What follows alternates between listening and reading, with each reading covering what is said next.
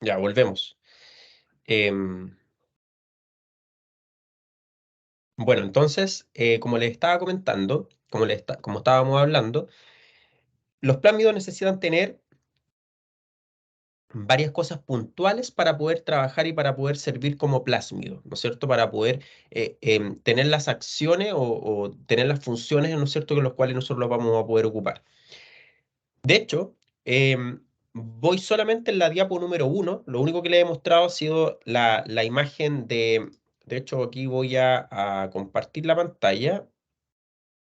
Y lo único que he logrado explicar en base a esto ha sido la imagen de este plásmido, de este modelo de plásmido, que es donde estoy pasando el mouse.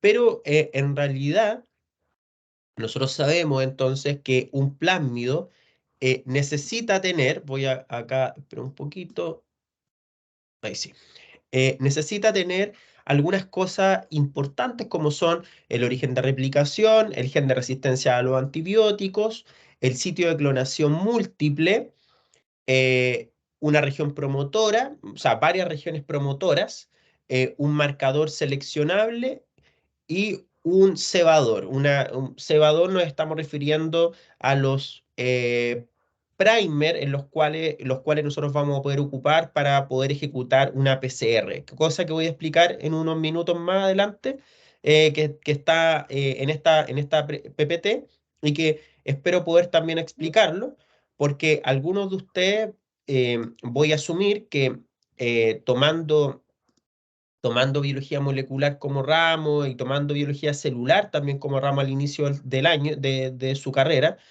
probablemente muchos de ustedes la PCR ya la maneja. Sin embargo, hay algunos detalles que son importantes poder recordar, poder tenerlos como bien clarito de qué significan y que a nosotros nos van a servir también para poder entender cuándo hacer modificaciones en la PCR y sobre todo para poder también ocupar la PCR para poder asegurarnos que estamos trabajando con el plásmido deseado.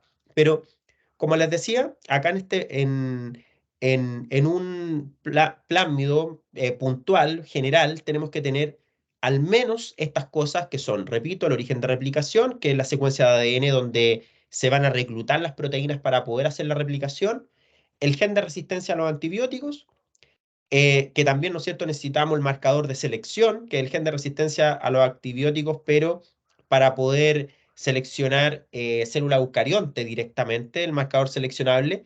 Sin embargo, alguien de ustedes me podría decir acá también, y escúchenlo muy bien esto, por favor. El gen de resistencia a los antibióticos comúnmente es para poder seleccionar entonces a las bacterias que nosotros queremos dejar creciendo. Y cuando hablamos de un marcador de selección, es para seleccionar la célula en la cual el plásmido está ejerciendo la acción. ¿Sí? Lo digo así de claro. El marcador de selección entonces es el gen que a nosotros nos va a entregar una característica en la que nos está diciendo, oye, sí, acá el plásmido está sirviendo, está ejecutando su acción. Si yo voy a hacer CRISPR, necesito saber que ahí se está haciendo CRISPR y por lo tanto voy a poder seleccionar esas células, marcarlas.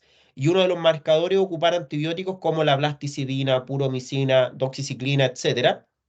Pero también algunos marcadores, algunos marcadores de selección algunos marcadores de selección también son colorantes, colores que también sirven como marcadores de selección.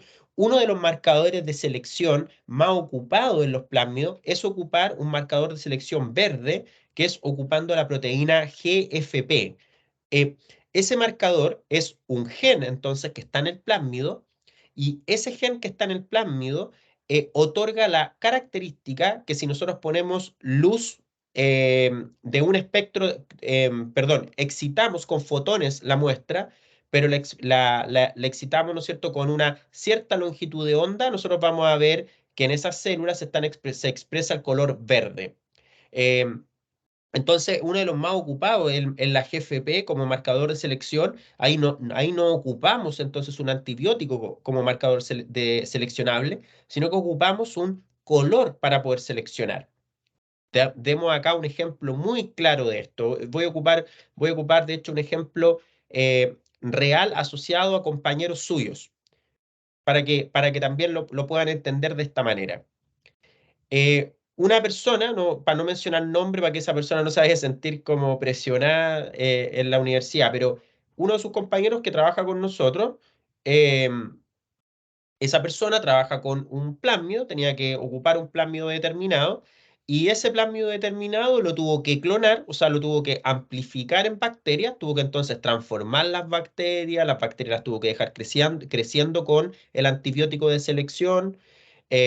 Una vez que obtuvo la amplificación, extraer ese plásmido y luego ese plásmido ocuparlo para meterlo dentro de células eucariontes, ¿sí? He aquí el concepto que es importante entender. Si nosotros el plásmido lo vamos a introducir en células eucariontes, pero de una manera transiente, o sea que la célula va a agarrar el plásmido, pero al rato después lo va a eliminar, lo va a degradar, eso es lo que nosotros vamos a conocer como una transfección. O sea, lo vamos a ocupar entonces, pero de una manera momentánea o que es lo que nosotros conocemos como transiente. Una transfección. Y eso de hecho se los decía el otro día cuando estábamos hablando del paper que habíamos discutido. Entonces, el concepto de transfección significa que yo tomo DNA y ese DNA lo introduzco en células eucariontes, pero de una manera transiente, transitoria. O sea, el DNA plasmidial entró, pero luego la célula lo degradó, lo eliminó. Y por eso, y eso es porque nuestras células, recuerden ustedes que la célula eucarionte tiene, ¿no es cierto?, un sistema de digestión de DNA extraño que es bastante efectivo. O sea, una célula, cuando nosotros metemos DNA y ella cacha, se da cuenta que esa célula, perdón, que ese DNA no es de ella, la célula va a activar un mecanismo de degradación de ese DNA a través de una maquinaria de proteínas que van a ir a cortar el DNA, lo van a hacer pedacitos y por lo tanto ese DNA deja de tener función. Eh, Eso es cuando nosotros entonces hacemos una transfección y asumimos que ese DNA va a poder entrar a la célula y que va a poder llegar al núcleo y va a tener alguna acción. Eso es una transfección y es transiente. Esa transfección se realiza ocupando algunas técnicas para poder transfectar y la más fácil de utilizar es ocupar polímeros que nos van a servir para hacer esa transfección. O sea que van a ser una especie de mezclas de lípidos que van a agarrar al DNA y lo van a encapsular. Entonces, como que el DNA va a quedar, digamos, envuelto en una especie de vesícula lipídica y por lo tanto el DNA va a poder ingresar a la célula a través de la membrana plasmática sin que la célula se rompa. Eso es una transfección. El otro día yo les mencionaba en el plásmido, perdón, en el paper, disculpen, que el polímero más ocupado es la lipofectamina. Ahí es donde se ocupa la lipofectamina. Nosotros ocupamos lipofectamina 2000, hoy en día está la lipofectamina 3000, que son polímeros más caros y más eficientes en la transfección, o menos tóxicos también, porque a largo tiempo estos polímeros también son tóxicos para la célula, ¿ya? Pero eso es una transfección. En cambio, en cambio, al tiro Cata, dame un minuto. En cambio, si nosotros vamos a realizar una transducción, una transducción, ese mecanismo es estable. ¿Por qué? Porque nosotros en una transducción no vamos a ocupar lipofectamina para transducir, sino que vamos a ocupar virus para transducir. O sea, quiere decir que nosotros el plásmido lo vamos a meter dentro de la célula eucarionte, pero a través de una infección. Entonces nosotros el plásmido que clonamos en una bacteria, lo sacamos, pero luego ese plásmido lo metemos dentro de un virus y el virus infecta la célula eucarionte y por lo tanto la célula eucarionte queda como se contaminó con este virus que transportaba, ¿no es cierto?, este plásmido, la célula lo que hace es agarrar el DNA y dejárselo para ella. ¿De qué manera? Lo pega en su DNA cromosómico, lo pega directamente en un lugar aleatorio del DNA de la célula. Entonces la célula queda transducida, o sea, queda de una manera estable ese DNA dentro de la célula. La célula no se da cuenta, por así decirlo, que agarró un pedazo de ADN, de ADN y se lo dejó para ella.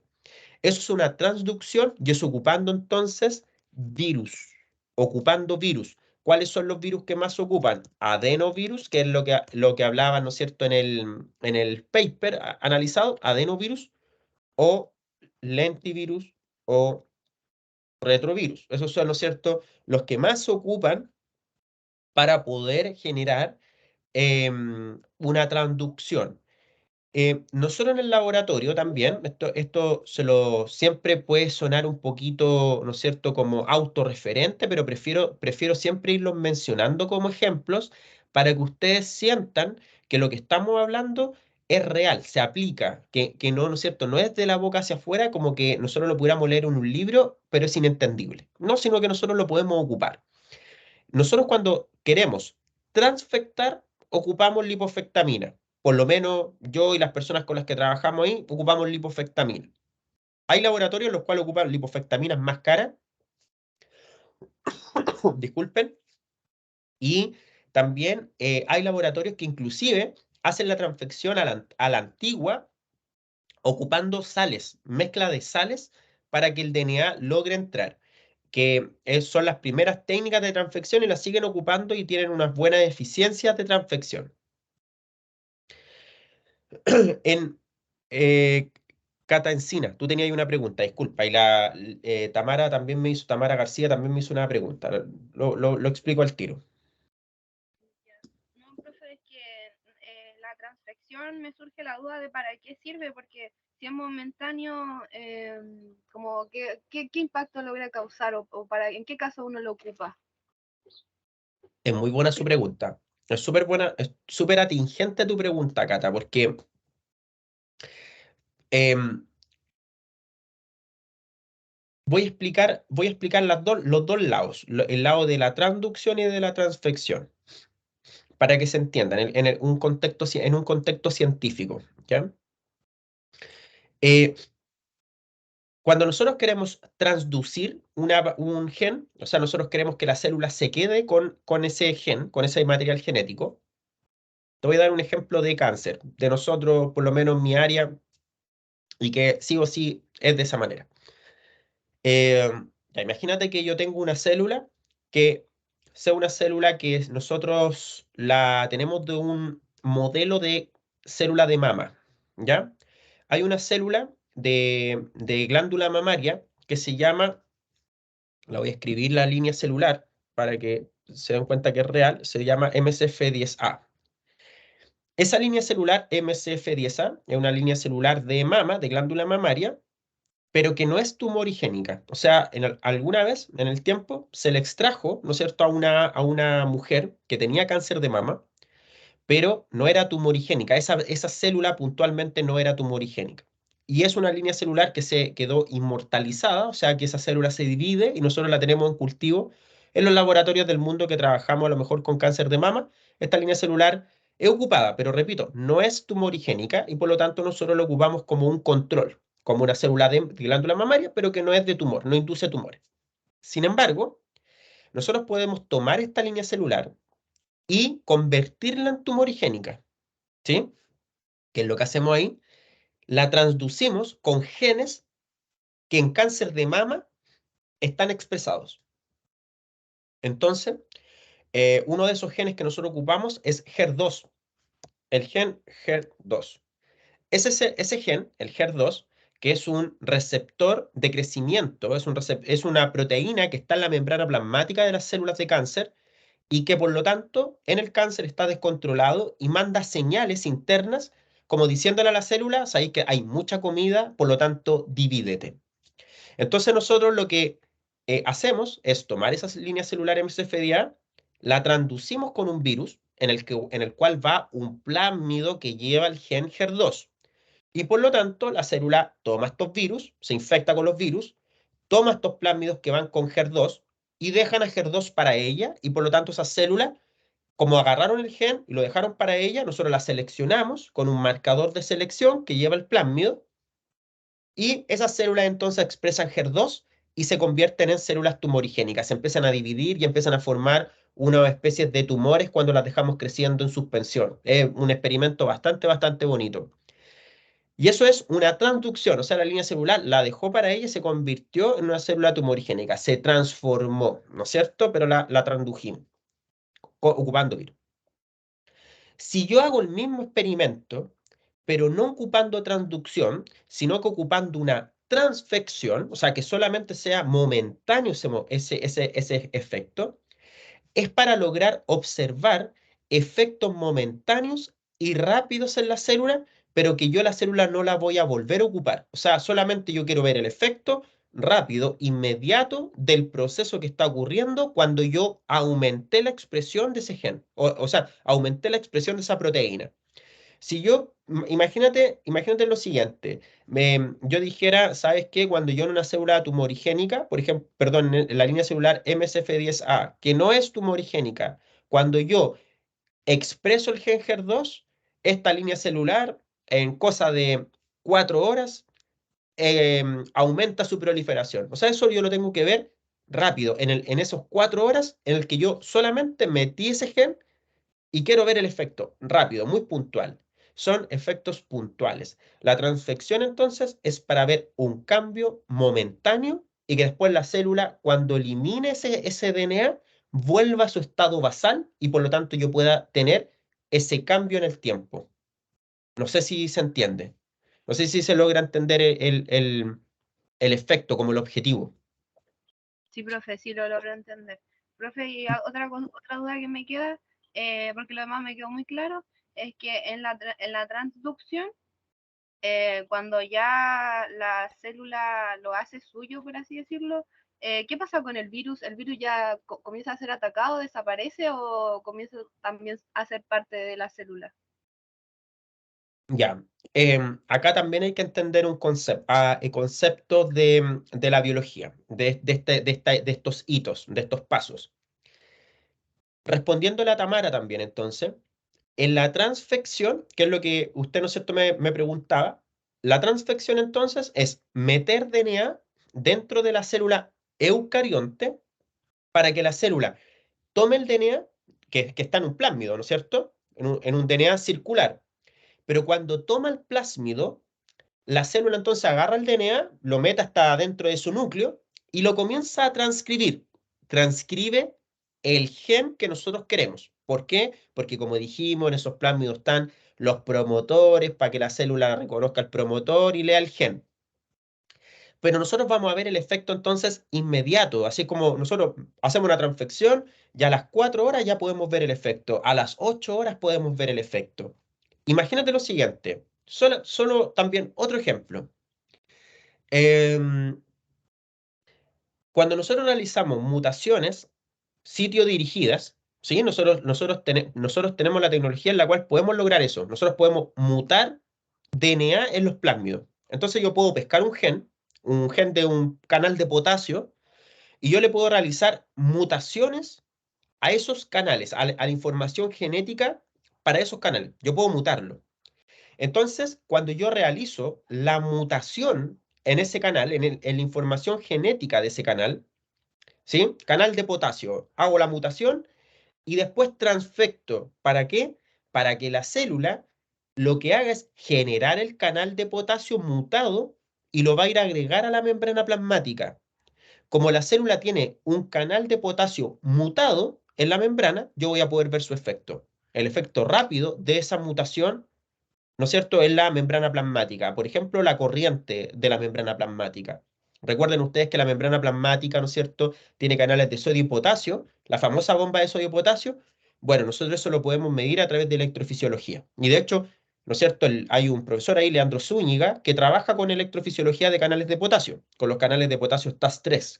Y por lo tanto, las mutaciones que realizan sus estudiantes, que son chiquillos como ustedes, ¿verdad? Cabros de la misma UCM, de su misma carrera, que trabajan con él haciendo mutaciones, algunos están trabajando ahí, estamos haciendo virus asociados a COVID, y estamos probando ahí una serie de cosas. Pero ellos, ¿verdad? En ese caso, generan mutaciones sitio-dirigidas en plásmidos, luego los transfectan y ven el efecto a las 4 horas, 8 horas, de esa mutación en ese canal de potasio, en un aminoácido determinado. Entonces ahí hay un efecto transiente. ¿Por qué? Porque ellos quieren ver el efecto, pero la célula se la dejaron, no les importó más. Ellos solo transfectaron, vieron el efecto, chao, la célula murió, no les sirve para nada más. Pero cuando nosotros queremos tener una célula estable, necesitamos entonces transducirla. Y para eso tenemos que darnos el tiempo de generar las partículas virales. Y una vez que tenemos los virus, podemos infectar, seleccionar y las células que están seleccionadas, recién saber el efecto que vamos a tener. O sea, una transfección, el efecto es a las 4 horas, 8 horas estoy viendo el efecto. En cambio, en una transducción me demoro 2 semanas, inclusive me puedo demorar más en tener las células seleccionadas para poder recién empezar a hacer experimentos. Pero son células que van a quedar entonces transducidas, transformadas, quedaron con ese gen para ellas. ¿Ok? No sé si me doy a entender y explico la idea Profe, general de los dos fenómenos. es que no me queda claro, o sea, el por qué se producen en diferentes tiempos. O sea, porque uno Porque, se inserta y el otro no, ¿o cómo? no, po, es porque fíjate, mírate, es que lo que no queda claro, lo que no he explicado es el timing, es como lo que yo me demoro. Fíjate tú, mira, que si yo quiero transfectar, hagamos cuenta que, que nosotros ahora, mañana yo quiero hacer un experimento de la expresión de un gen, pero voy a transfectar, voy a ver la expresión rápida. Si nosotros estuviéramos trabajando juntos y usted le dijera, ¿sabe qué? Vamos a hacer el experimento, entonces mañana en la mañana vamos a ver el efecto de la mutación tanto. La mutación que usted hizo la vamos a ver mañana en la mañana el efecto. Quiere decir que usted ahora a las 7 de la tarde más o menos, usted hace la transfección y se va para la casa. A las 7 de la tarde, usted deja transfectando una cantidad de ADN, 500 nanogramos de ADN plasmidial. Transfectó su célula para la casa. Se apagó el laboratorio, se fue. Mañana a las 8 de la mañana, usted llega, saca, le cambia medio a sus células y sus células sabe que muchas de esas células se quedaron con el DNA porque usted las transfectó ocupando un polímero. Muchas de esas células quedaron transfectadas y usted va a ir a poder ver el efecto rápido de esa transfección. O sea, usted metió el DNA, la célula lo empezó a ocupar, pero si yo dejo pasar un día, 2 días, la célula ese DNA lo perdió, porque fue transiente, ¿sí? Pero en cambio, en la transducción, el fenómeno es que yo, para poder llegar a ocupar las células, primero tengo que crear los virus. Ya, pero imaginémonos que los virus ya los tengo listos y que hoy día infecto mis células, ¿ya? Si yo mis células las infecto ahora también a las 7 de la tarde, yo mañana a las 8 de la mañana tengo que cambiarle medio a mis células para sacar ese virus que yo había puesto. 3 días después, yo mis células las tengo que poner en selección. Recién 3 días después, las puedo poner en selección, que es decirle a la célula, oye, ¿cuántas de ustedes se infectaron? Entonces esas células yo les voy a tener que agregar medio con el antibiótico de selección, que puede ser, dependiendo del plásmido, puromicina, doxiciclina o blasticidina, cualquiera de esos tres, que son los más ocupados. Ya, supongamos que era blasticidina. Yo pongo blasticidina en el medio, 3 días después de la infección, ya, y de ahí tengo que dejar pasar al menos 2 semanas para saber que mis células están creciendo con el antibiótico y por lo tanto están seleccionadas. O sea, el cambio es tener un efecto del minuto, el otro es un efecto para yo dejar una célula transformada con un gen determinado.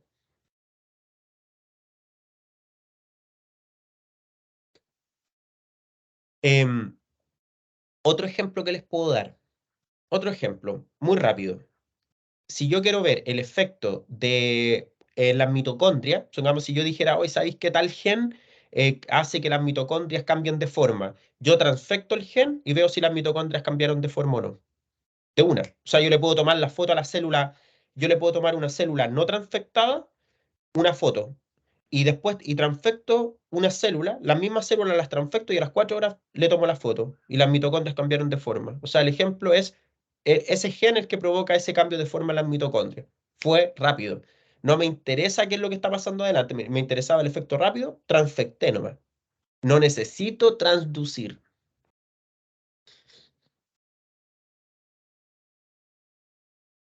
Ya. Sigo acá entonces. Profe, una consulta. ¿Sí? En el proceso de transducción, nombró de que se hace a partir de virus. ¿Nosotros cómo podemos discriminar qué virus utilizar y cuál no? ¿Por las Eh, propiedades del virus, me imagino, o por literatura?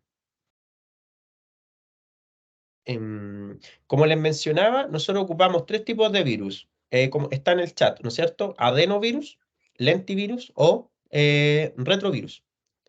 Ya mira, los lentivirus, los lentivirus tienen la capacidad de poder infectar células que están en división o no en división. O sea, yo puedo transducir células con lentivirus, células que hacen mitosis o células que no hacen mitosis, me da lo mismo, se van a transducir con lentivirus. ¿Ok? Los retrovirus, a diferencia de los lentivirus, los retrovirus infectan solamente células que están en activa división, o sea, células proliferando. ¿Vale? Entonces, posible pregunta de prueba, ya que usted me lo pregunta. Si usted ocupara neuronas, ¿vale? Y todos nosotros sabemos que las neuronas se dividen o no se dividen las neuronas. Se los pregunto a ustedes. ¿Se dividen las neuronas o no se dividen las neuronas? No sé. No. No Creo que no, hacen, profe. ¿no es cierto? Las neuronas no hacen mitosis. Por eso que si nosotros, ¿no es cierto? Ustedes que tienen veintitantos, yo que tengo treinta y tantos, si obviamente una persona se pone entonces a inhalar sustancias tóxicas o a consumir droga o a curarse todos los días para matar neuronas, ¿eso es así? Sí, po. ¿Va a quedar tonto cuando esté grande? ¿Más viejo? Sí, po. Eso es así. ¿Cachai? No, eso no se puede desmentir. Entonces, ¿por qué? Porque las neuronas no se dividen. Nosotros nacemos con un número de neuronas, ese número de neuronas que nosotros, con los cuales nosotros nacemos, las hacemos madurar, y ellas aprenden a unirse con otras neuronas, que es lo que se conoce como plasticidad neuronal, pero las neuronas no hacen mitosis. Entonces, si yo estoy trabajando con neuronas de un ratón, por ejemplo, yo mato un ratón, o sea, lo sacrifico para este experimento y hago cultivo primario y cultivo las neuronas del ratón, esas neuronas del ratón van a quedar en la placa de cultivo, pero no se van a dividir, no van a hacer mitosis. Yo solo las voy a tener ahí. Si yo esas neuronas quiero entonces transducirlas, voy a tener que ocupar ¿qué cosa? ¿Un retrovirus o un lentivirus? Un lentivirus. Correcto. ¿Sí? Entonces yo tengo que hacer ahí lentivirus. Si yo en mi laboratorio tengo una línea celular que crece muy lento, que es una línea celular que se demora mucho en hacer mitosis, yo en el laboratorio voy a tomar una decisión y probablemente, ¿qué voy a ocupar? ¿Retrovirus o lentivirus? Lentivirus. ¿No es cierto? Pero si yo tengo una línea celular de cáncer, no sé, HT29, por ejemplo, línea celular de cáncer de colon que trabajo yo ahora, que hacen mitosis como cada 4 horas, hacen una mitosis, la placa se llena muy rápido. O la línea celular AGS, de adenocarcinoma gástrico, se divide súper rápido. Esas líneas celulares, si yo las quiero transducir, genero retrovirus, la infecto y las células yo sé que se me van a infectar. Entonces, la estrategia metodológica en ingeniería genética va a ser ocupando su experiencia, la literatura, pero aunque suene pesado, es como pensando, ocupando, pero el raciocinio de la biología, ¿no? No es que a mí me diga la literatura, la línea celular tanto la tiene que infectar de esta manera, no. Muchas veces es que yo asumo que yo puedo hacer lentivirus, retrovirus, puedo hacer los dos. Y puedo quizás hacer mi experimento infectando con los dos tipos. ¿Con cuál me funcionó más? Con lentivirus. Listo, para el laboratorio que estandarizado entonces, que esta línea celular hay que transducirla con lentivirus. Y a lo mejor otra línea con retrovirus. ¿Sí? Pero nosotros en el lab, al menos, eh, infectamos con lentivirus y con retrovirus. Es más fácil, es más rápido con retrovirus. Las líneas de cáncer, al menos, con retrovirus se infectan súper bien. Y hay otras líneas que ocupamos eh, lentivirus, sobre todo para ocupar plásmidos grandes, ocupamos más bien lentivirus. Para hacer CRISPR es con lentivirus al menos. Y eso es lo que voy a intentar explicar también un poquito más ahora más adelante. Estoy compartiendo, sí, estoy compartiendo la pantalla de acá. Entonces, bueno, tenemos los plásmidos, tenemos entonces cuáles son las cosas que necesitaba tener. Voy en la diapo número 3 recién, y son como veintitantas diapos. ¿Cuánto tiempo se necesita para hacer un plásmido? Esto fue una encuesta, de hecho, que se hizo por Twitter. ¿Sí? Le hicieron por Twitter en Estados Unidos a los investigadores. Entonces, en Estados Unidos ocupan mucho Twitter. De hecho, la parte científica como que ocupa mucho Twitter. Ustedes se pueden reír de eso, pueden decir, pero ¿cómo si a lo mejor la gente más joven ocupa con mucho Instagram? La parte más como científica, política, no sé cómo decirlo, académica, inclusive ocupan harto Twitter para opinar y cosas así.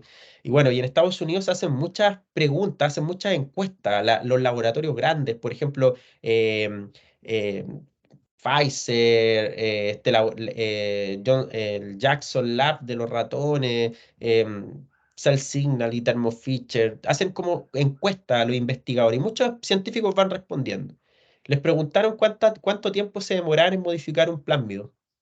Y si ustedes se fijan ahí, la mayoría de las personas en AdGen y en Twitter, más o menos, dijeron que de los 120 personas más o menos que fueron respondiendo, casi todos se demoran un día más o menos. Un día en hacer una modificación genética. Hay otros que se demoran, de hecho, hay algunos que dijeron entre 4 y 9 horas hacer una modificación genética.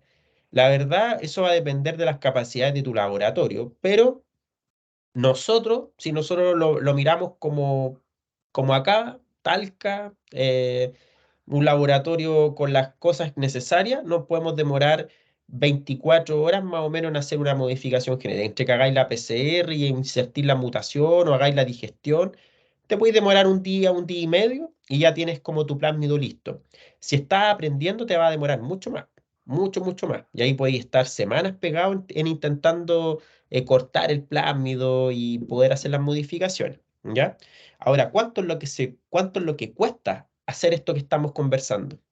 Porque, de hecho, tanto a ustedes como a otras carreras, siempre les menciono la plata, que suena como un poco a veces desalentador, porque muchos de nosotros, cuando comenzamos en esto, pensamos que es fácil, que es barato, que es todo muy bonito, porque es entretenido. A los que nos gusta esto, ¿no es cierto? Alucinamos, nos apasionamos con esto, pero es caro, es súper caro. Y piensen ustedes que para poder hacer una modificación genética, como sale en la tabla, son 5 horas, como dice acá, una PCR, designar los primers, comprar los primers, hacer la modificación de un plásmido, te puede llegar a salir $115.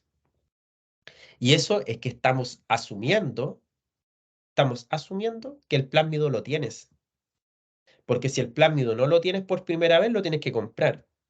Entonces, los laboratorios lo que hacemos es ocupar casi siempre plásmidos como base, y en esos plásmidos base tú vas haciendo las modificaciones. Ya los plásmidos como que se llaman, ¿no es cierto?, como el constructo del plásmido, en el cual tú puedes ir agregando cosas y que sabes que ya están como bien estandarizados en tu laboratorio. Y de hecho acá, ¿no es cierto?, aparecen, les puse de hecho los costos, esto lo saqué de hecho de unos foros que están en AdGen, cosas que no están en los libros y que son, ¿no es cierto?, de ahora, del 2019, lo hicieron en pandemia. Y ustedes, si se fijan, entonces, que si tú no tienes el plásmido, todo esto te va a costar más de $100, por lo menos hacer el proceso. Entonces, es importante que nosotros como científicos, ustedes como científicos, ustedes como futuros científicos, muchos de ustedes van a trabajar ligado a lo mejor a la agricultura, a la parte de bioprocesos, etcétera. Pero lo que no tenemos que olvidarnos es que si ustedes van a hacer un máster, un doctorado, y después quieren hacer un postdoctorado, después quieren ser científicos independientes, se tienen que ganar un proyecto. Se tienen que ganar un proyecto. Y para poder ganarse un proyecto, lo más ¿sí? Más importante para poder ganarse un proyecto, dejo ahí como el comentario, es productividad científica. Y la productividad científica se basa en paper publicado. O sea, si ustedes como científicos, ustedes como estudiantes ahora, hacen ayudantías, eso se los toman como un antecedente de una persona proactiva. Y ustedes me dirán, profe, pero yo no tengo, hay compañeros que tienen mejores notas que yo. Y eso puede ser así. A mí en la universidad me pasó, yo no era el uno de mi carrera. Y lo mismo les pasa a la mayoría de los científicos. Pero lo que ocurre ahí es que está la diferencia en que vean la productividad tuya en base a lo que hiciste en paralelo.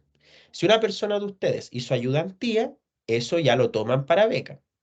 Si usted salió, da lo mismo la nota, pero sacó sobre 5 probablemente en la universidad como promedio, es aceptable. Si usted entre medio, por ejemplo, alguien de ustedes participa en una ONG, en algo social, se los toman como puntajes para la beca, ¿sí? Y luego está la productividad científica, que es cuántos papers publicados tienes. O en el caso también de la academia, es cuántas clases has hecho. Si ha hecho ramos o no ha hecho ramos, si participas en papers, publicaciones, proyectos, etc. ¿Sí? Entonces, así se gana la plata como para poder hacer investigación científica, lamentablemente. Bueno, estrategias de detección utilizadas cuando nosotros clonamos un plásmido.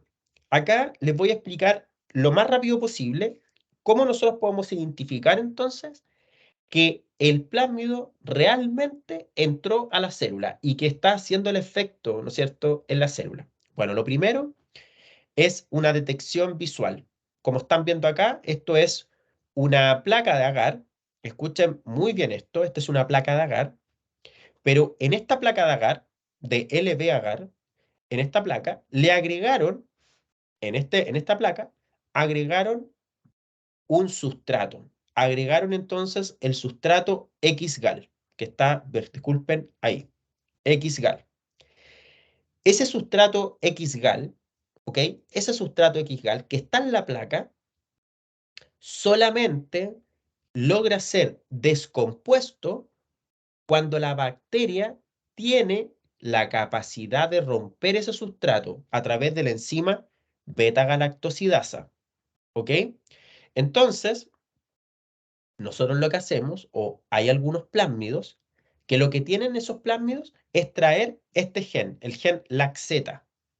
Entonces, cuando el plásmido viene con el gen LAC-Z y el plásmido logró entrar a la bacteria genera entonces la enzima beta-galactosidasa.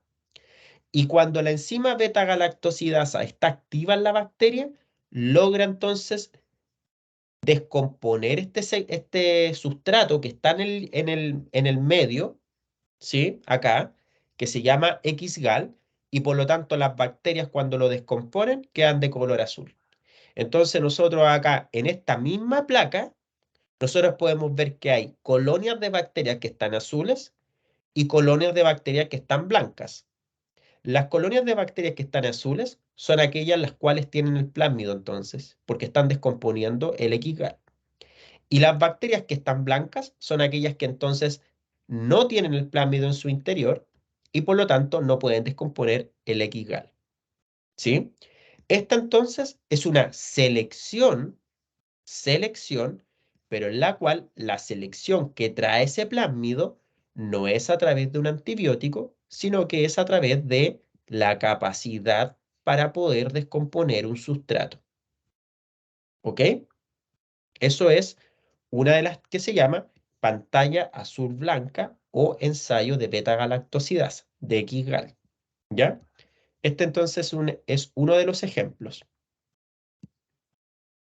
Segundo ejemplo, resumen o ensayo con enzimas de restricción. Ensayo con enzimas de restricción. Acá, por favor, les voy a pedir que se tomen el tiempo de respirar y de concentrarse. de los que están de los que a lo mejor son más dispersos y les cuesta concentrarse, acá tienen que concentrarse, ¿sí? Yo les puedo hacer quizás una pregunta de eso, miren, una, del ejemplo, ¿sí? Pero en cambio acá, en la prueba, les puedo hacer muchas preguntas, muchas, ¿ya? Entonces, les voy a pedir que se concentren porque además yo voy a hablar de enzimas de restricción. Entonces, necesito que entiendan a qué nos referimos con este ensayo, con los ensayos de enzimas de restricción.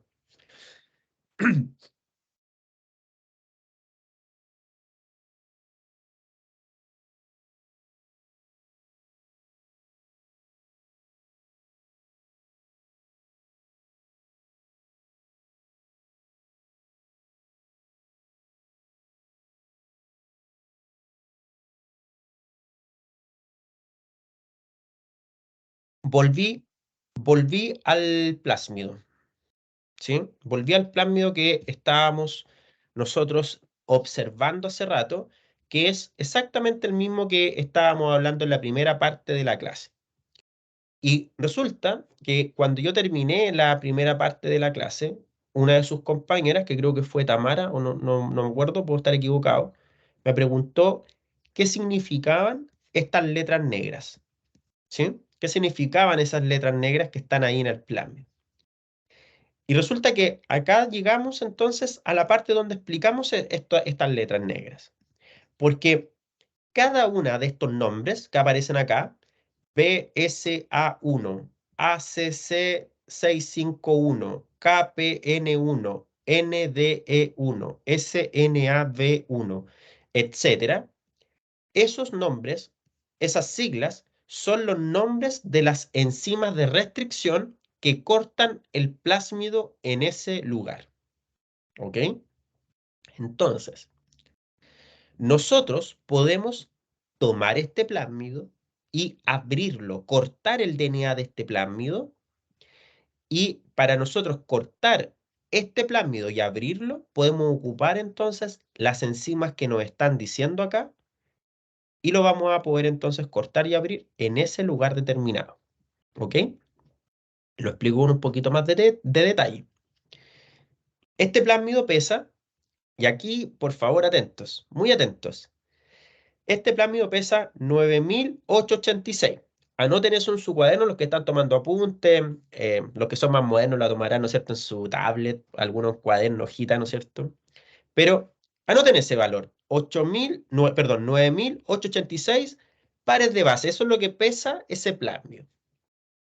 Entonces, si usted tomara la enzima EcoR5, por ejemplo, esta, la que estoy aquí, la que dejé el mouse ahí, EcoR5, esa enzima EcoR5 corta el plásmido en el 3444, en el 3444, lo corta la enzima EcoR5, corta justo ahí.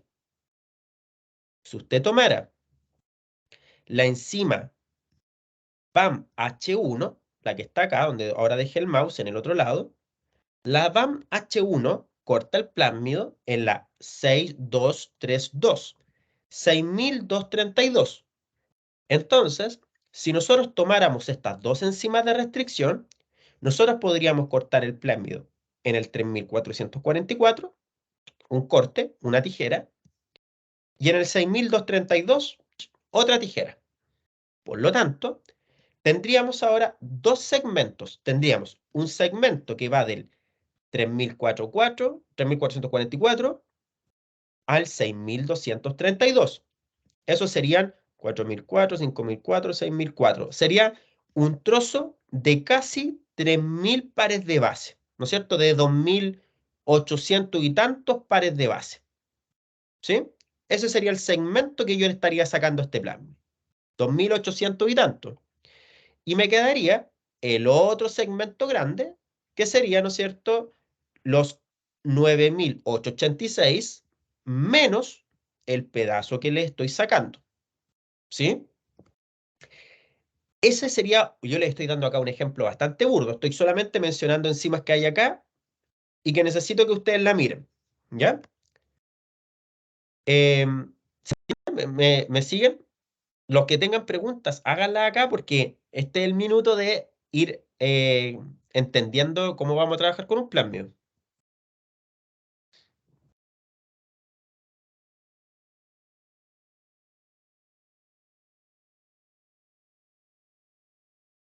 No hay preguntas. Sigo entonces. Están todos durmiendo, pero sigo. En mi labor voy a seguir. Después, No, el profe, día sí, lunes, se entiende, se entiende. después el día lunes la prueba, van a haber preguntas acerca de esto. Entonces les pido que lo entiendan acá y los que no, me vayan haciendo las preguntas independiente que sean reiterativas. ¿Sí? Asegúrense ustedes de aprender independiente de lo que piense el otro.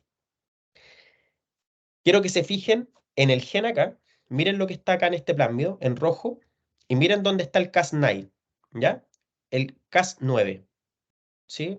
Todo lo que está en rojo es el gen de la Cas9. Ahí está el segmento de ADN. Entonces, si usted quisiera a este plásmido, solo a este plásmido, usted le quisiera robar la Cas9, ¿ya? Usted quiere sacar la Cas9 de este plásmido para llevársela a otro plásmido. ¿Con qué enzimas cortaría ese pedazo de ADN para poder llevárselo posiblemente a otro plásmido?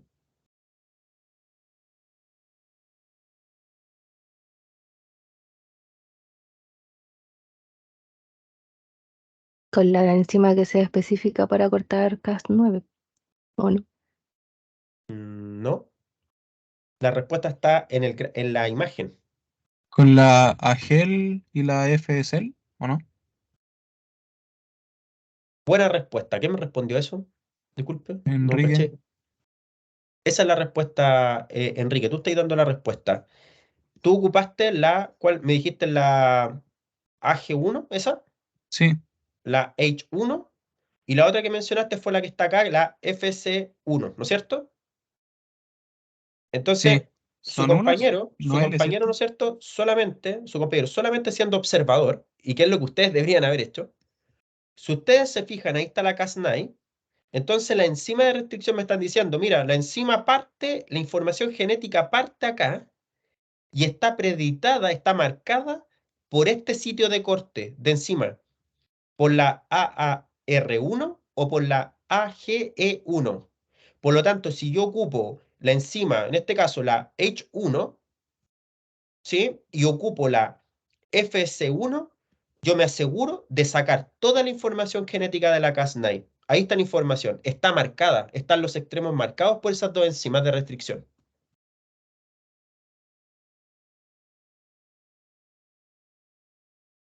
¿Se entendió el ejemplo? Sí, sí, profe, sí se entendió. Sí, profe. Profe, Ya, sí, miren. profe, sí. Ya, miren. Ahora entonces voy a... porfa, escuchen esto entonces. Entonces, si nosotros estuviéramos trabajando con este plásmido, ya imagínense usted fuera este plásmido y resulta que usted quiere llevarse esta Cas9, usted quiere modificar un plásmido, quiere que otro plásmido le quiere pegar esta Cas9 y se la quiere pegar a otro plásmido. Está haciendo ingeniería genética usted, está ahí probando. Entonces ustedes le podrían decir, oye, chuta, tráete la Cas9 de este plásmido, cambiémosla a otro plásmido. Y ustedes le podrían preguntar, ¿cómo? Usted dice, fácil, voy a ocupar H1 y la FC1, corto esto y ya tengo la Cas9 separada. Y yo podría tomar entonces ahora este gen y llevármelo a otro plásmido. La cuestión está acá ahora, que para nosotros poder pegar este gen, este DNA en otro plásmido, el otro plásmido tiene que estar cortado con las mismas enzimas de restricción. Tienen que estar cortadas con las mismas enzimas de restricción. O sea, quiere decir que el otro plásmido lo tengo que haber cortado con H1 y también lo tengo que haber cortado con la FS1. ¿Por qué? La respuesta, y lo vamos a ver más adelante en la PPT, porque las enzimas de restricción generan unos segmentos, unas especies como de cortes, chiquillos. Así es como que dejó unas colitas, ¿no es cierto? Una marca cuando cortó la enzima de restricción, y esa marca tiene que coincidir para que el DNA pueda ser pegado. Si las marcas no son iguales, ustedes me pueden decir, chuta, profe, si no son 100% iguales, ¿puede ocurrir igual la ligadura del DNA? Puede ocurrir, pero te vaya a demorar caleta en que las enzimas, la ligasa, logre pegar el DNA. Es como que te la estás jugando mucho a que la ligasa, de una manera muy aleatoria, diga, ah, voy a pegar igual el DNA en estos extremos. Porque la ligasa, la DNA ligasa, que a ustedes, ¿no es cierto?, se las explicaron muy bien en la replicación probablemente, ¿no es cierto? Ustedes todos se saben la replicación, el ICASA, que después el DNA, fragmentos de Okazaki, que la ligasa. Bueno, ahí aparece la ligasa, po, pero acá la estamos ocupando en ingeniería genética, po. Entonces la ligasa tú la ocupas para ligar segmentos de ADN cuando estás haciendo combinaciones de plásmidos. Y acá la ligasa entonces debe reconocer las puntas de estos pedazos de ADN, pero entonces para poder unir debe reconocer entonces que los extremos sean iguales, que los extremos sean de los mismos cortes de las enzimas de restricción. ¿Ok? Lo voy a explicar un poquito más adelante con algunos dibujitos, con algunos monitos. Miren acá entonces esto, estamos mirando el plásmido. Voy a pinchar acá en ver toda la secuencia. Pinché en ese segmento y me aparece todo el código genético del plásmido. ¿Sí? Ahí está toda la secuencia.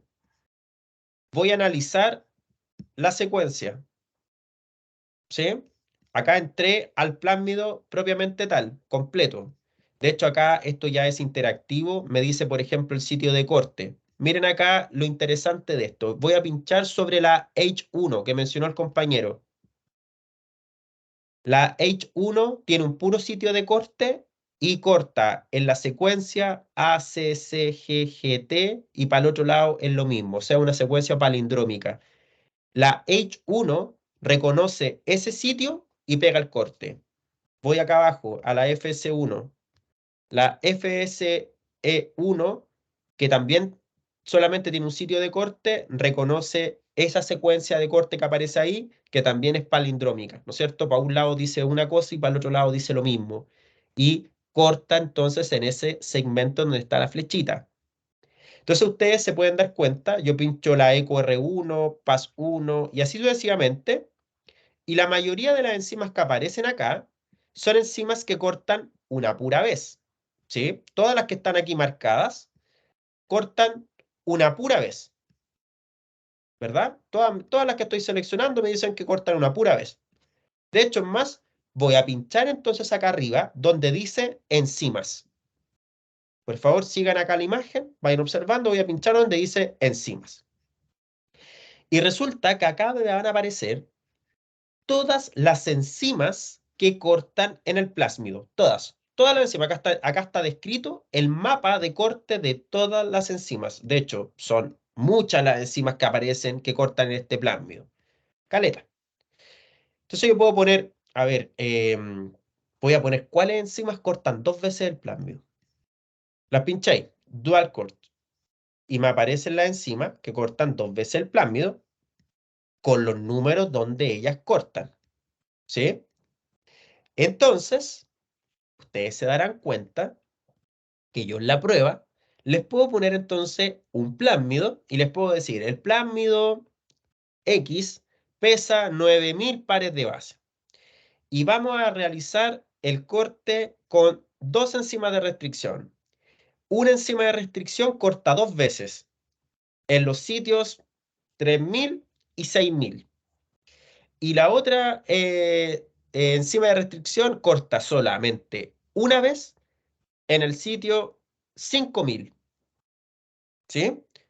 Anoten este ejemplo. Anótenlo. No se les vaya a olvidar. Si yo tengo un plásmido, ¿sí? Tómenlo como un ejemplo, como una resolución de un problema de prueba.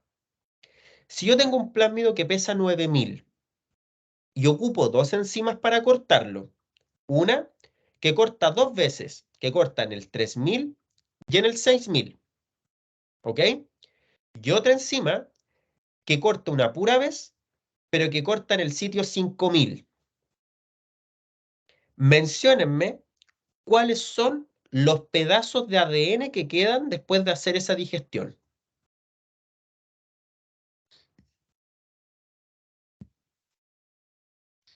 Profesor, ¿puede repetir de nuevo dónde cortaban, por favor? ¿Ya? Veamos, entonces voy a notar que el plásmido pesa 9000 pares de bases, ¿ya? La enzima 1 corta 2 veces en el sitio 6000 y 3000. Y la enzima 2 corta una vez en el sitio 5000. Ahí la anoté.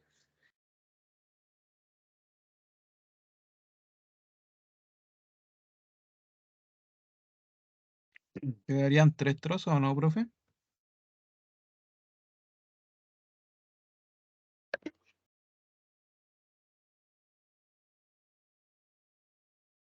Profe, tengo una consulta. Si dice que corta en el sitio 6000, por ejemplo, y pesa 9000,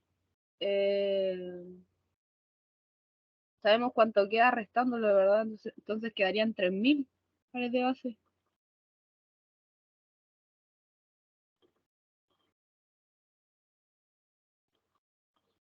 Mm, Quedarían 3 trozos, uno de 6000, uno de 2000 y uno de 1000. ¿O no? Sí, miren, lo estoy escuchando, lo estoy escuchando, solamente que estoy intentando poner la pizarra del iPad, ya entonces estoy intentando hacer eso. Estoy mirando mi computador, estoy acá como a 3 pantallas intentando ver si me funciona o no esta vez, ¿vale? Entonces les dije que el plásmido pesaba 9000, ¿no es cierto? Serían 4 entonces, profe, ¿no? Ya miren, creo que está funcionando. Ustedes me dicen si estoy compartiendo la pantalla blanca. Creo que sí, ¿no es cierto? Sí, profe. Ya miren. Entonces yo le estoy diciendo que el plásmido pesa 9000 pares de base. Le estoy diciendo que voy a suponer que aquí está el sitio 0, ¿ya? Ahí está el sitio 0. Entonces les digo que en una de las enzimas corta en el sitio 3000. El otro Profe, corta... disculpe. Ay, Espérame. ¿qué se debería ver? Páralo. Profe, yo no veo nada. Solo Es deja que ver a los miembros. no sé qué me dicen los demás, pero yo estoy viendo que estoy compartiendo en el otro computador, estoy viendo que sí comparto una pantalla blanca. yo sí lo veo, profe. A mí ¿Sí? Yo también me igual lo veo. parece, Yo igual profe. lo... Yo igual lo Ya, veo. vale. Entonces, bueno, estoy grabando en todo caso. Los que no logran ver es quizás los que no sé cómo ingresaron, pero yo sí estoy viendo y algunos que sí, ¿no es cierto? Estoy compartiendo acá, de hecho, lo que estoy mostrando es una pantalla blanca, una pizarra, y en esa pizarra estoy dibujando el plásmido, si estoy haciendo, ¿no es cierto?, una pelota, como que pesa, que tiene 9000 pares de base, y estoy intentando graficar que una de ellas, ¿no es cierto?, una de las enzimas cortó en el 3000, que cortó en el 6000, ¿no es cierto? Y que además la enzima 2 va a cortar en el 5000. Entonces, nosotros acá, cuando hagamos el corte de este plásmido, ¿cuánto es lo que vamos a cortar? Y esto lo voy a explicar de inmediato para que ustedes lo anoten y presten atención a la realidad de una digestión de un plásmido. Porque, repito, es muy fácil hablar esto desde el papel, desde que yo leyera el libro de biología molecular y les dijera a ustedes cómo se corta, pero la cuestión tiene técnica, tiene un raciocinio experimental. Cuando nosotros realizamos una digestión de plásmido, nosotros ocupamos una cantidad de plásmido que vamos a poder digerir. ¿Cuánto es esa cantidad de plásmido que vamos a digerir? Comúnmente nosotros en el laboratorio logramos digerir o ocupamos para digerir casi siempre 1 microgramo de DNA, ¿ya? 1 microgramo de DNA es lo que comúnmente ocupamos, ¿ya? 1 microgramo. Recuerden ustedes que nosotros en las unidades de medida del DNA, nosotros acá ocupamos microgramos. 1 microgramo equivale a 1000 nanogramos. Estamos hablando, ¿no es cierto?, de cantidades, pero chiquititas, pues estamos hablando de DNA. Entonces nosotros acá degradamos, digerimos un microgramo. Vamos a suponer que vamos a digerir un microgramo. Bueno, acá viene un dato también importante. Cuando nosotros ocupamos las enzimas de digestión, una enzima, y no me toma muy bien para poder escribir, una enzima, la enzima de digestión lo que hace es digerir dependiendo de las unidades, de cuánta enzima viene en el frasquito.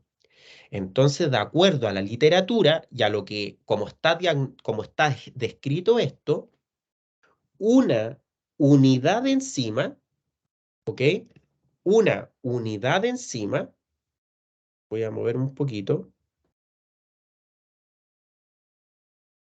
una unidad de enzima logra digerir supuestamente un microgramo de DNA, ¿ok? En una hora. Eso es lo que supuestamente dice la literatura, ¿ok? La literatura entonces dice que yo puedo entonces degradar, que se puede degradar con una unidad de enzima, yo puedo degradar un microgramo de DNA en una hora. ¿Dale? Entonces, siempre a nosotros, cuando estemos ocupando una enzima, nos van a decir, yo mismo como profe, si ustedes llegan al laboratorio, yo le podría decir, quiero que haga una digestión, por favor, corte este plásmido, ¿ya? Cuestión que yo no hago ahora mucho, la verdad, pero en realidad lo que más me gusta hacer es biología molecular. Pero cuando yo les digo a ustedes, ¿saben qué? Vamos a digerir un plásmido, vaya a digerirlo. Entonces usted va a poner cara y va a decir, chuta, ¿cómo se hace esta cuestión? Tiene que empezar a leer. Y para eso usted va a empezar a leer, se va a meter a Google o va a ocupar la biología que conoce. Y se va a tener que acordar de esto. Y va a tener que decir, una unidad divide un microgramo en una hora. Y resulta que casi todos los frascos nos dicen a nosotros de una enzima, el frasco en el que viene la enzima, nos dice, sabe que ustedes en un microlitro de enzima, en un microlitro de enzima, usted va a lograr tener 10 unidades. En un microlitro de enzima, usted va a tener 10 unidades. Entonces yo a ustedes les pregunto, miren, si usted toma un microlitro para poder digerir un microlitro en el que vienen 10 unidades de enzima, ¿cuántos microgramos de DNA supuestamente usted podría digerir?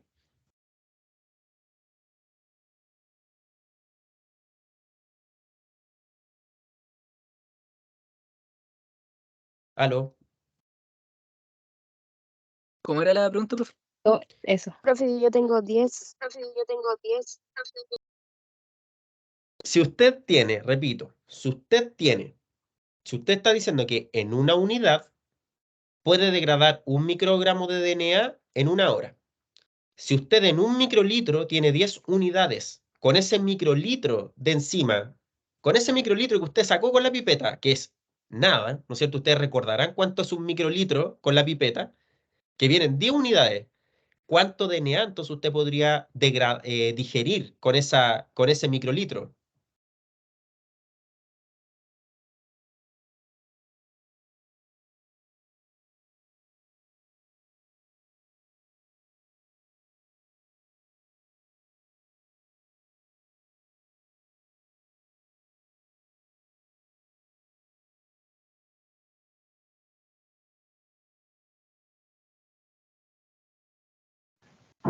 Profe, la verdad yo no entendí.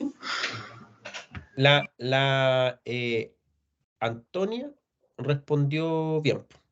¿Sí? Antonia respondió 10 microgramos por hora, Vicente también respondió lo mismo.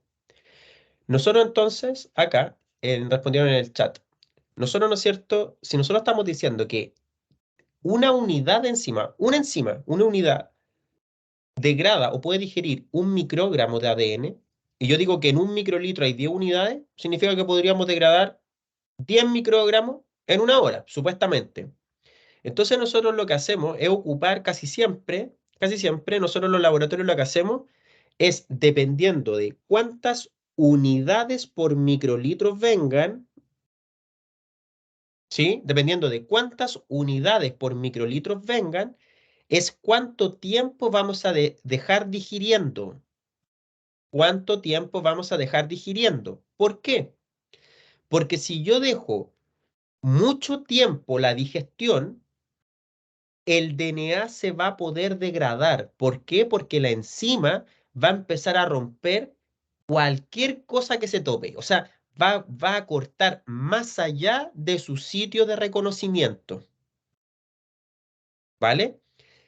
A eso es lo que nosotros conocemos, a eso nosotros lo conocemos, ¿no es cierto?, como un proceso en el que la enzima empezó, ¿no es cierto?, a tener un comportamiento estelar, o sea, empezó a hacer una degradación estelar del DNA, lo empezó a cortar en cualquier pedazo, pero sin reconocer el sitio específico de corte, ¿ya? Entonces, no es que nosotros pongamos entonces, no es que no es que las digestiones se hagan entonces por volumen, sino que las digestiones se hacen por unidad de enzima, ¿ok? Por unidad de enzima. Repito, las digestiones se hacen por unidad de enzima. Entonces, muchas veces nosotros podemos decir, profe, ¿por qué acá usted ocupó 1 microlitro? ¿Y por qué en este otro ensayo usted ocupó 2 microlitros? ¿Por qué en este otro ensayo de digestión ocupó 0,5 microlitros? Eso, cuando tú miras un cuaderno de protocolo, por ejemplo, el cuaderno que yo ocupo de laboratorio, que es el que tengo en mi oficina, ese cuaderno de laboratorio tiene digestiones para hacer N cosas, short herping, CRISPR, retrovirus, lentivirus, varias mutaciones, etcétera. Los protocolos que están en ese cuaderno dicen, ocupe 0,5 microlitros, en algunos dicen 1 microlitro, 2 microlitros, 10 microgramos, 1 microgramo, 5 microgramos. Todas esas variaciones en la cantidad de ADN o en la cantidad de enzima o en el tiempo de digestión, eso es por ensayo y error. La mayoría del tiempo nosotros lo que hacemos es digerir 1 microgramo por 2 horas. 1 microgramo por 2 horas y ocupamos 0,5 microlitros de enzima en el que hay 10 unidades. O sea, ocupamos básicamente, lo que estamos haciendo es ocupar 5 unidades de enzima para 2 horas de degradación de 1 microgramo. ¿Sí? Eso es como un estándar. No sé, los chiquillos que ahora están en el laboratorio, la mayoría de los chiquillos, chicas y chiquillas y chiquillos que están en el laboratorio, hacen las digestiones de esa manera. Casi todos digieren 2 horas con 0,5 microlitros de enzima, pero asumiendo que ahí hay, que en el microlitro habían 10 unidades, por lo tanto ocuparon 5 unidades para poder hacer la digestión por 2 horas a 37 grados en ese microgramo de ADN, ¿sí? Si tú dejas mucho tiempo la digestión, el ADN se va a degradar. Si tú dejas muy poco tiempo el ADN digiriendo, probablemente no va a haber corte. Entonces necesitas dejar una cantidad de enzima apropiada, un tiempo apropiado, una cantidad de ADN apropiado a 37 grados, ¿ya? Otro de los ejemplos que yo les puedo dar es dejar poca enzima, pocas unidades de enzima, digiriendo toda la noche a 37. Eso también nosotros lo hacemos. Yo también dejo así muchas veces haciendo digestiones, overnight, toda la noche. Entonces, hacemos el tubito con la reacción y dejamos el tubo a 37 grados en un baño María, en un baño termorregulado, y ese tubo queda a 37 toda la noche y al otro día verificamos en el gel de agarosa si es que nos funcionó o no la digestión. Muchas veces el DNA al otro día está todo degradado. ¿Por qué? Porque la enzima se pasó, ¿no es cierto?, cortando y por lo tanto el DNA se degradó. ¿Cómo nosotros a veces eso lo podemos controlar? por ensayo y error. Cuando tú muchas veces sabes que el DNA, que esa enzima corta poco, que tiene poca actividad, la tienes que dejar toda la noche para que puedas tener un efecto de corte. Hay otras enzimas que son muy eficientes cortando y por lo tanto con 1 hora, 2 horas de corte, de digestión, ya es suficiente. ¿Ok? Entonces, ese es el rango. Pero a lo que voy con esto es que usted entonces tiene que aprender que una unidad de enzima corta 1 microgramo de DNA en 1 hora. Entonces, no es que la digestión la hagamos al ojo, no es que se haga al azar, sino que tiene una lógica experimental esto.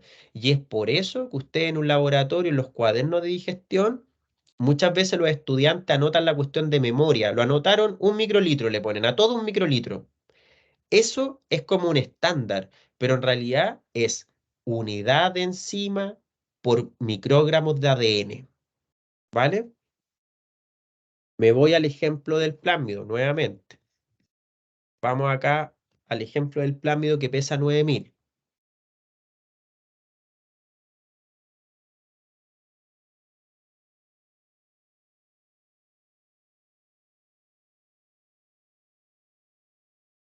Ya, entonces, tenemos un plásmido.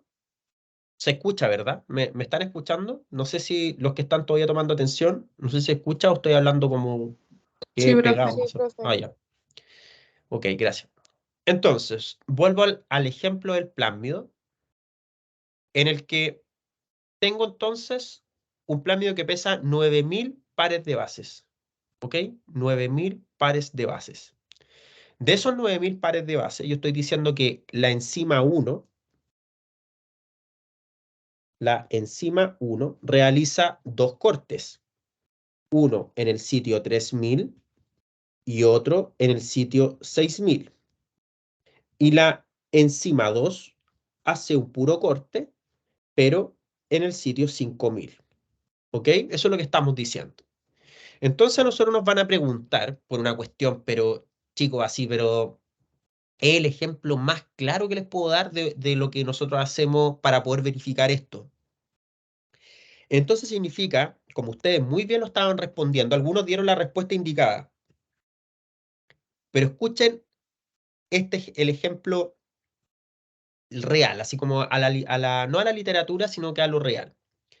Nosotros vamos a tener un sitio de corte, lo voy a marcar en amarillo, que va a ser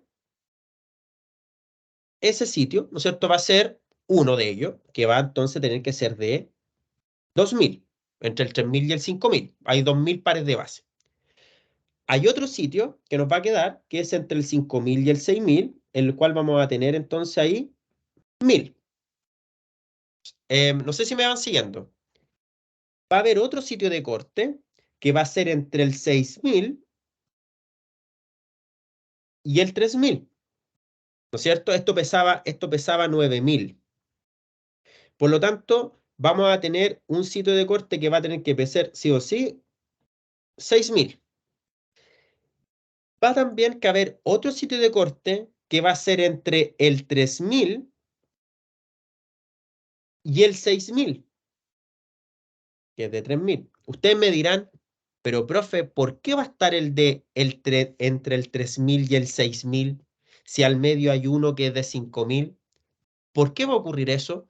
Porque nosotros, por una cuestión mental de nosotros, así como humanos, nosotros vamos a asumir que las enzimas de restricción van a realizar el corte en todo el ADN que nosotros le pongamos.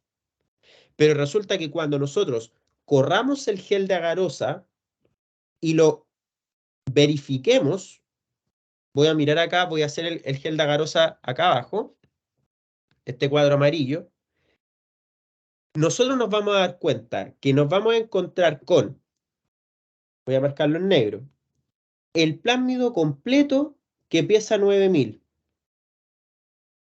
Nos vamos a encontrar con un segmento que va a pesar 6000. Nos vamos a encontrar con un segmento que va a pesar 3000. Otro segmento un poquito más abajo que va a pesar 2000. Otro segmento más abajo que va a pesar 1000. ¿Por qué? Porque nosotros lo que tenemos que asumir es que las enzimas de restricción van a ser los cortes donde supuestamente deberían, pero no es que todo el ADN se vaya a cortar, sino que vamos a encontrarnos con cortes intermedios o con cortes que no se lograron.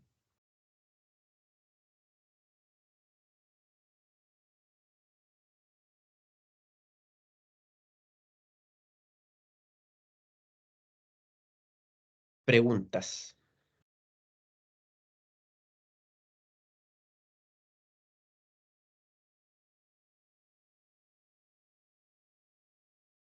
O sea que igual se podrían encontrar plásmidos en los que no hayan ningún corte. Te vas a encontrar el de 9000. Sí. Te vas a encontrar el plásmido completo.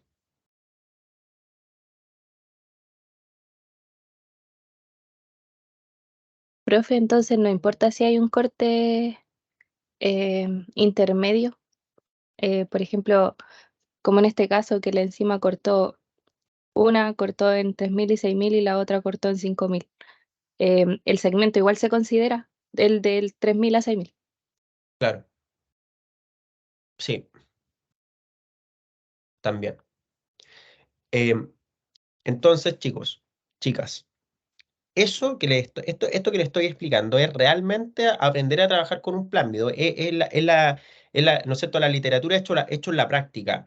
Porque, claro, yo por literatura a ustedes les puedo poner, ¿no es cierto? Decir, no, las enzimas de restricción, y hablarles acá, mostrarles PPT, decir, las enzimas de restricción cortan en sitio específico y hacen estos cortes. Claro, pero las enzimas de restricción nosotros las vamos a ocupar entonces por unidades de enzima para cortar un microgramo de ADN. Punto 1. Punto 2. Las enzimas de restricción cortan a una temperatura indicada. Casi todas son 37 grados Celsius. Tiempo, casi todas nosotros las vamos a ocupar a 1 hora porque estamos diciendo que una unidad de enzima corta 1 microgramo en 1 hora. Pero eso es la literatura. En la vida real no ocurre, la verdad, no ocurre. A menos que sea una enzima muy buena, de mucha calidad, que venga altamente purificada y de una alta fidelidad. Y esa enzima probablemente va a realizar ese corte. ¿Ok? Nos tomamos otro recreo, son las 5 de la tarde. Nos conectamos a las 5:15 para poder seguir con la tercera parte de la clase.